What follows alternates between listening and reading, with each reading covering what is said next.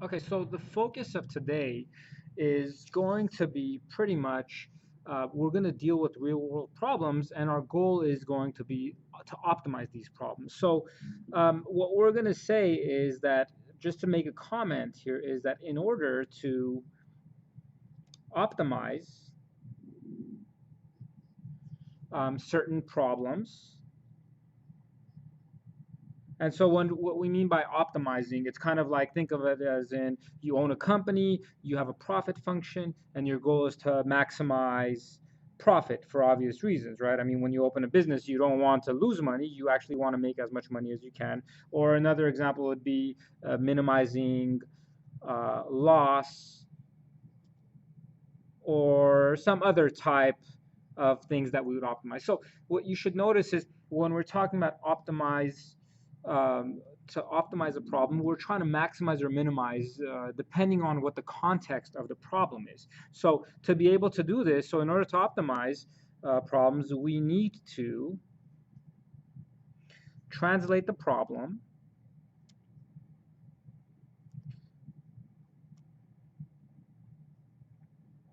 into a mathematical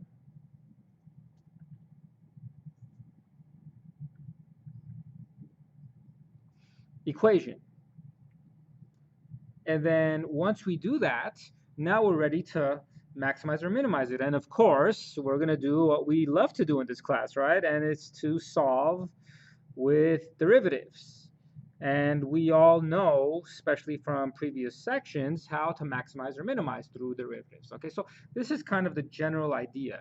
So just like related rates, remember I gave you a bunch of steps to kind of follow those. We're going to give you a bunch of steps to consider when we're solving these optimization problems, and then we'll do an example, and that'll basically wrap it up. So let's kind of talk about the steps that we want to consider in solving optimization problems.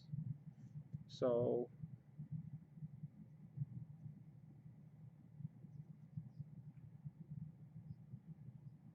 so the first thing we want to do, for obvious reasons, I mean, it's kind of like you need to make sure you understand what the problem is saying. So the key here is to understand the problem.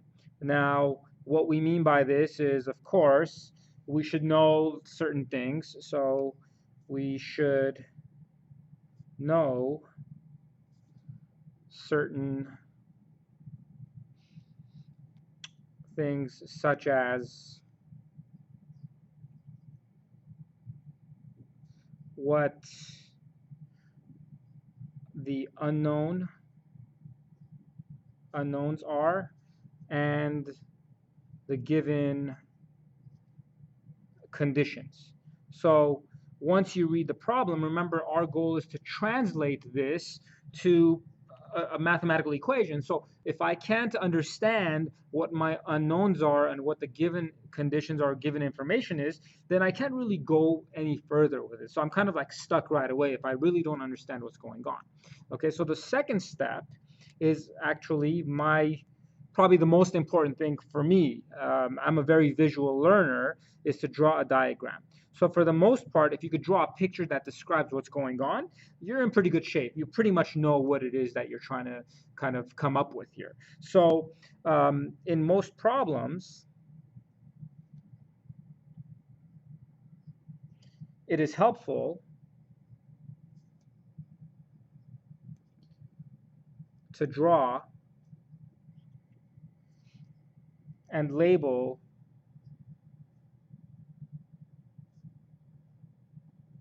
the given and unknowns. So that's kind of what's going on here. So we want to make sure that we can draw a diagram, and then once we do that, if we could label the given information and the unknown, then we're pretty much in good shape. So step two and three to me are very similar, or they're kind of like one step, but we're just kind of giving them in two steps just so you could kind of follow this. But this is where notation should come. Introduce notation. Okay, and so the notation is pretty much the important part. So what we want to do here is that we want to assign a variable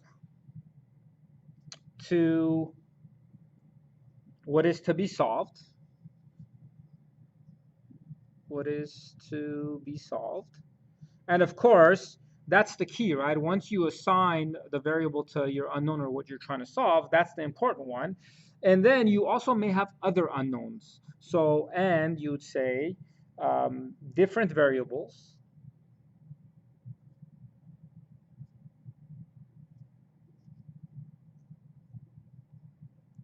to all other unknowns. So here's what I'm going to do. One thing I want to do, I kind of want to generalize all these other variables that we don't care much for. So we'll call these guys, call it capital Q. So just so I don't kind of confuse you, these different variables that we're talking about, which are kind of the unknowns that we don't really care for, or because what we care for is what we're trying to solve for. So capital Q is just a set of all the other different variables that we don't care for. Okay, so I might have 3 total variables, but of the 3, there's one that I truly care to solve for. So the other 2 that that are other unknowns that I'm not trying to solve for, those go under Q. Okay, so I hope that you understand that Q is just a set of variables that are the ones that we're not interested in. So what's our goal? Our goal now is, by writing your unknowns in the given information, you should have a good idea as to what equation to use. If you remember, for related rates, like, we knew we had to use volume or area or whatever it was based on the given information. So for step 4, we would say write an equation consisting of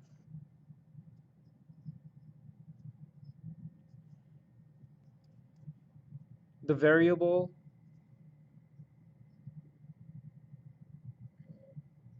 to be solved and possibly Q. And remember, Q was just all the other variables. So Q is just basically from step 3. So basically, what you do in step 3, using all this variables, we write an equation that consists of the variables to be solved for and the other variables that we don't really care for. So see, here's my next goal. Since I may have some variables that I don't care for, what is it that I want to do with these variables Q?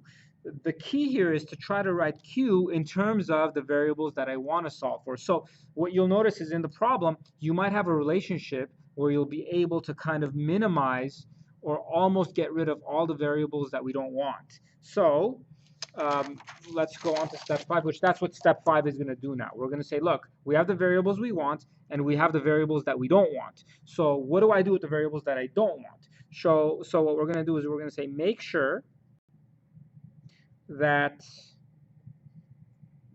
Q, which these are the variables we don't want, is in terms of a single variable. So I want to try to minimize as many of the variables as I can here. So I want to try to write them as a single variable. Okay, so if Q is in terms of multiple variables,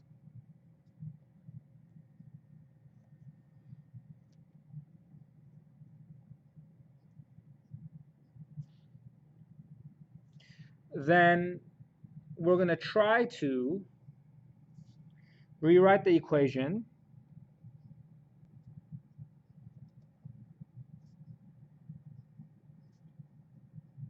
as a single variable. So if you remember, for related rates, we had multiple variables, and we're like, we don't care. As long as we have their rates of change, we could have 10 variables, and we could find a derivative, and we can move forward. For optimization, we try to minimize, and we want to try to break down everything into a single variable. So initially, my advice to you is, when you write these equations, don't worry about how many variables you have at first, because sometimes coming up with the equations is the difficult part. Once you write your equation, then you look at all the variables that you don't like, and you try to write them as a single variable, which preferably would be the variable that we want to solve for anyway. So initially, you may, like Q may be there. You might have a bunch of different variables, but then my goal is to write this as a single variable, which would be what it is that we're trying to kind of solve for. And the way you usually do this is there will be some relationships. So like similar triangles or whatever it may be to do this, or the relationship may specifically be given to us. Okay, so when I say use relationships to do this, there should be some way where we could eliminate our extra variables and to get it to a single variable that we like to work with. Okay, so that's kind of like the downside of the optimization stuff. For the most part, we want to work with a single variable. Now, there may be times where multiple variables would work, but for the most part, we try to break it down to a single variable. So then once we do that, once we come up with the equation, we write it in as little variables as we can. Now we're ready to maximize. And how do we maximize or minimize? That's what we learned in the earlier sections, right? Which is the first derivative test is probably the best way to go. So then I would say use methods from previous sections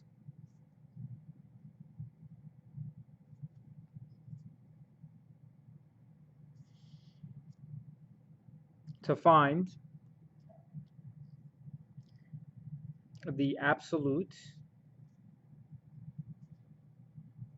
maximums or minimums, depending on what it is we're trying to do. Okay, so that's basically it. These are the steps. So real quick, just to kind of, before we do an example, let me write out the first derivative test for absolute extreme values, because remember, our goal is to find the absolute max and min. Local maxes and mins are no longer good, because if I want to maximize profit, I want to find the absolute maximum. I don't care about local maxes, because if I could get more profit, well, that's what I want. Okay, so that's kind of like what we're doing here. So if we have, so let's kind of write this out. This is the first derivative test for absolute extreme values.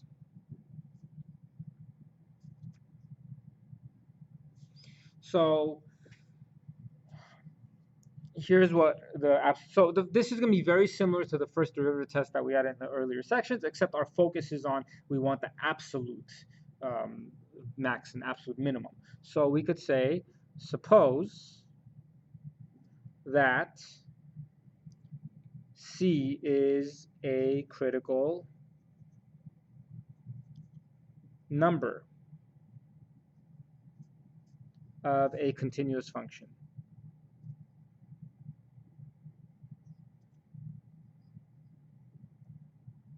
So function f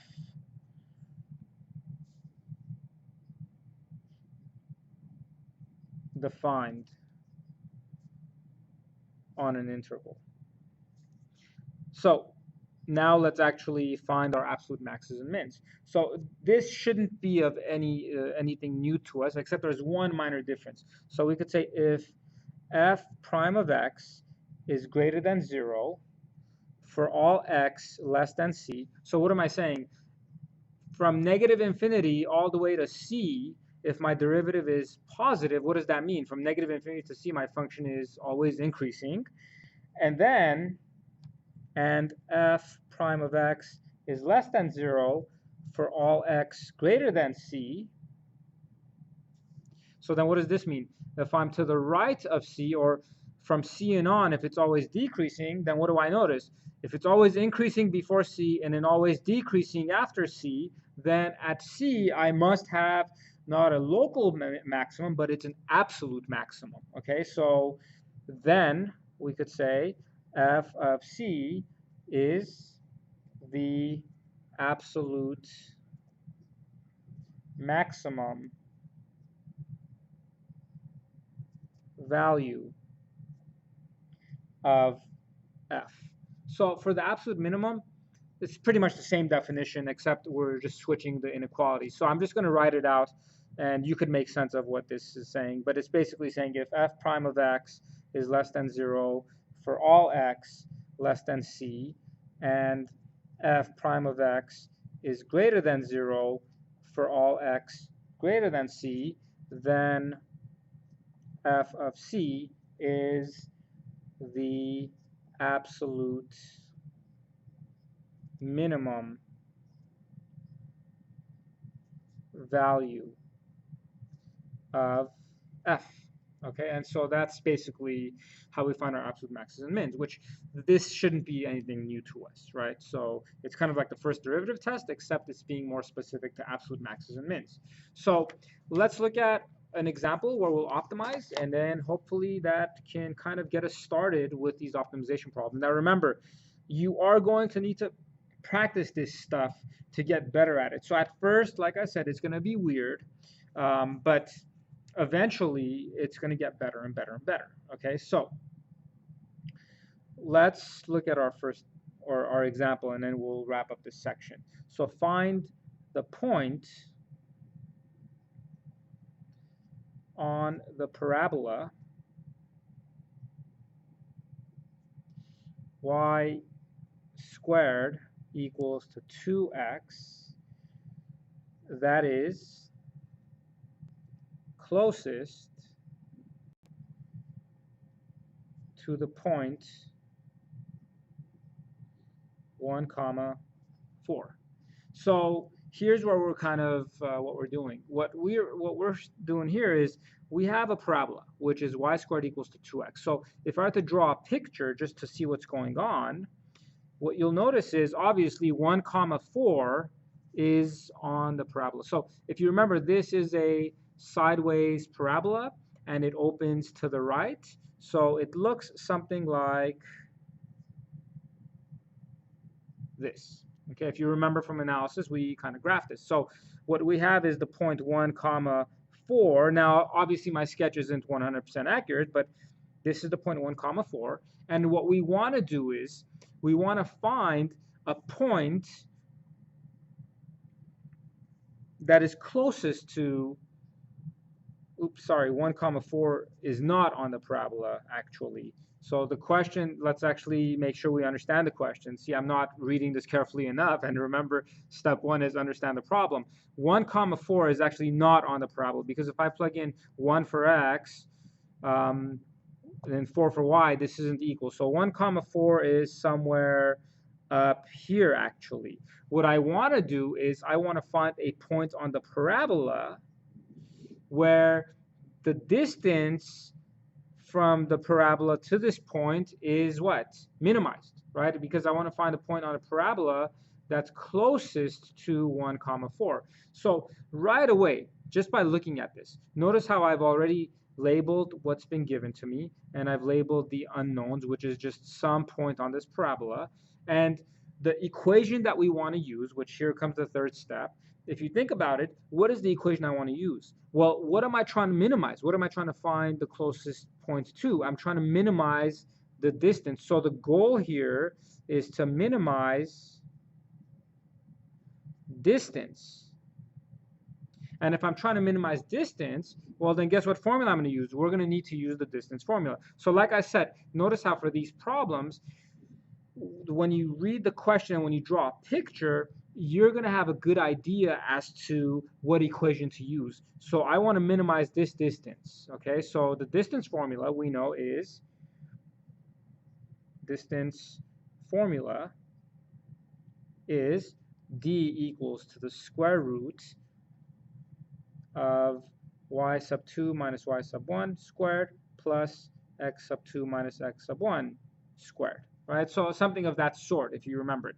So now what I do is, what do we need? To reuse the distance formula, we need 2 points, which I do have 2 points. One is 1, 4, and the other one is x, y. So if I were to do this, and I were to plug this in, what would I get? I would get d equals to square root of y minus 4 squared plus x minus 1 squared. Okay, so now here's the problem. Remember what we said. We came up with the equation. Now what I want to do is I want to write this as a single variable, okay? I have two variables, okay? Which means if I could simplify this and break down one of the variables and write either y in terms of x or x in terms of y, then we're good to go. Well, here's the good news. We actually know how to find y and x, don't we? Because think of it this way. For every x on this parabola, how do I find y? Isn't there a formula here which says y squared equals to 2x? Or vice versa, I could give you y and you could solve x, right? So if I were to say, for example, if y is 1, what's x on the parabola? Well, won't you plug in 1 for y here and solve for x? So this right here gives me the rule as to how I could stay on the parabola.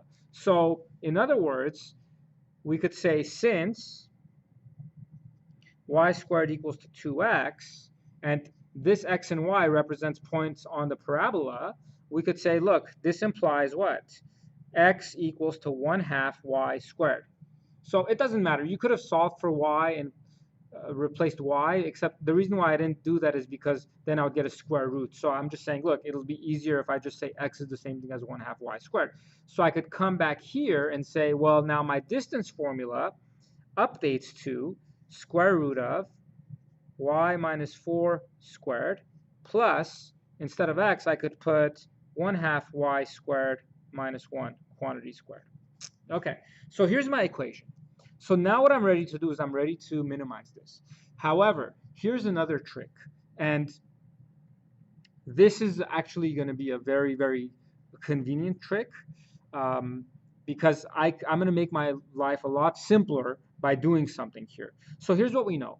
One comment that I'll make is distance is always positive. We know that, right? So the point I'm trying to make is this. So let's kind of come off to the side and think of it this way. I'm going to give you just a bunch of random distances. If I were to say, for example, 1/2, 1/4, 3, 9, and let's say, and that's good enough, I guess. So these are, so remember, this has nothing to do with that. I'm just trying to make a point here. So of these distances, so I'm basically saying, look, these are distances where 2 points are apart from each other. 2 of the points are half a distance away. The other 2 are 1/4. The other 2 are 3. The other 2 are 9 units apart. So from these distances, which one is the smallest? Well, you'd say, well, obviously, this one's the smallest. Okay, now my question to you is, what if I grab all the distances and square them? And then what do you notice? Well, 1/2 squared is 1/4. 1/4 squared is 1/16. 3 squared is 9. 9 squared is 81. So from these distances squared, which one's the smallest one? And if you notice,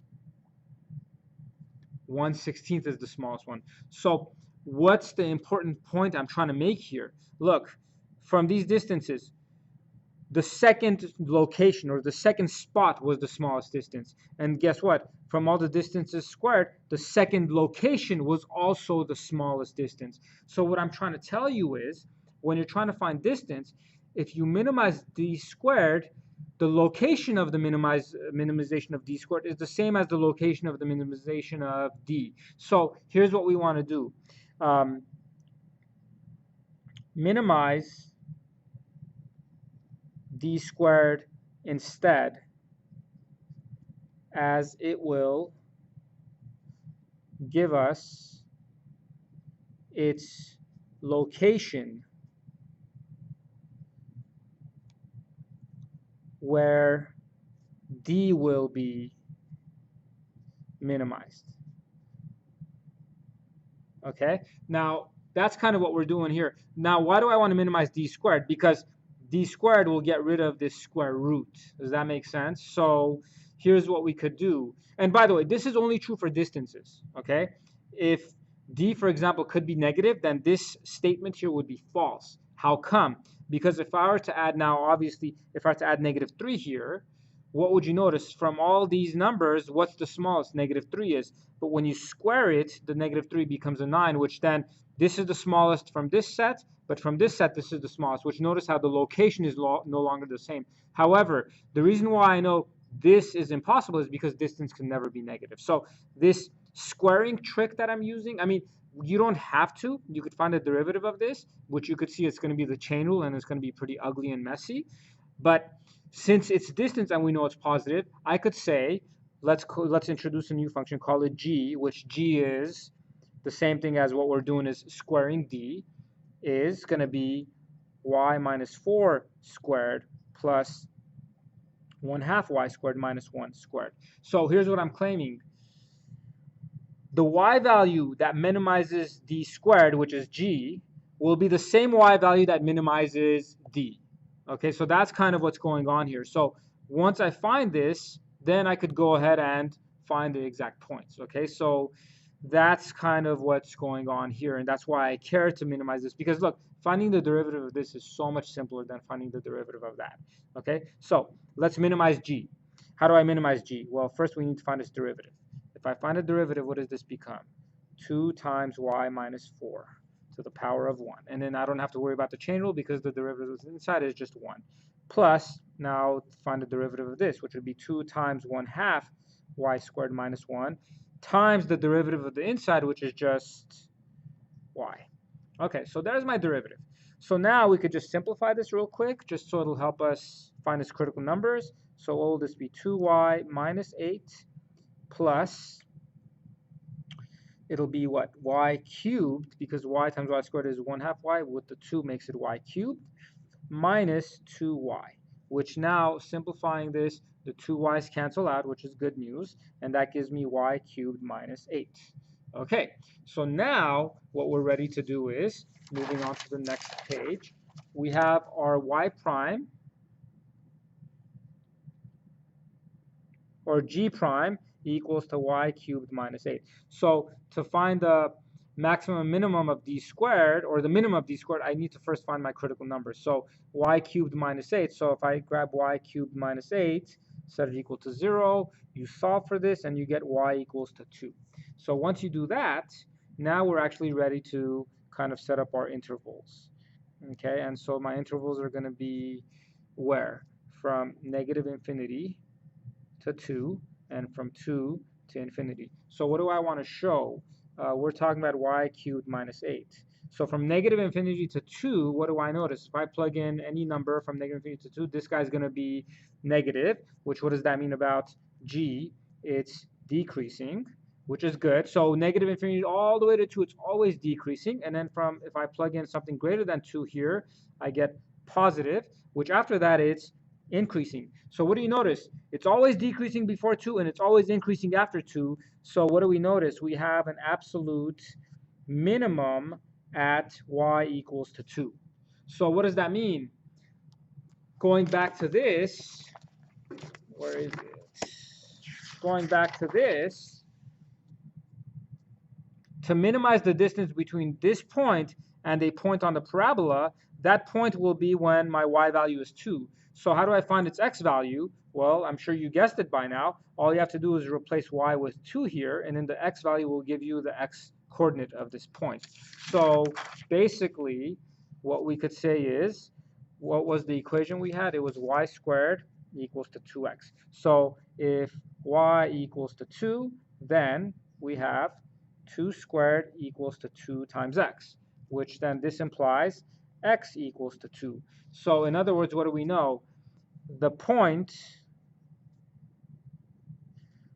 2 comma 2, when x is 2, y is 2, right? That's what we found out, is the point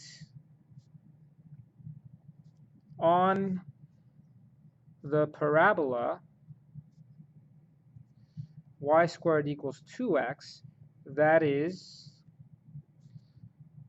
closest to the point 1 comma 4, and that basically does it. So we just found, so what do? We just optimized, right? We found the point on the parabola that puts me closest to this point. Okay, so that's basically an example of an optimization problem, right? We just minimize the distance. Okay, so like I said, at first this is going to be a little weird. You're going to have to get used to it. It's probably a little more complicated than the related rates problem, but with more practice, you're going to get better at it. And of course, I'm here to help you. So don't hesitate to ask me questions, especially if it's for this problem. If you're still confused as to why minimizing d squared is the same thing as minimizing d, um, I'll be more than happy to talk to you about that. But just make sure to ask me as many questions as you have, and we will spend ample time on this. And hopefully by the fourth day, you'll be very, very comfortable with this. Okay. But optimization, to be honest with you, is like one of my favorite things out there because it's just so interesting as to what we're doing here. It's like it becomes more practical and applicable. Okay, so that basically wraps up this section. And like I said, don't hesitate to ask me any questions. I would love to help you in any way that I can.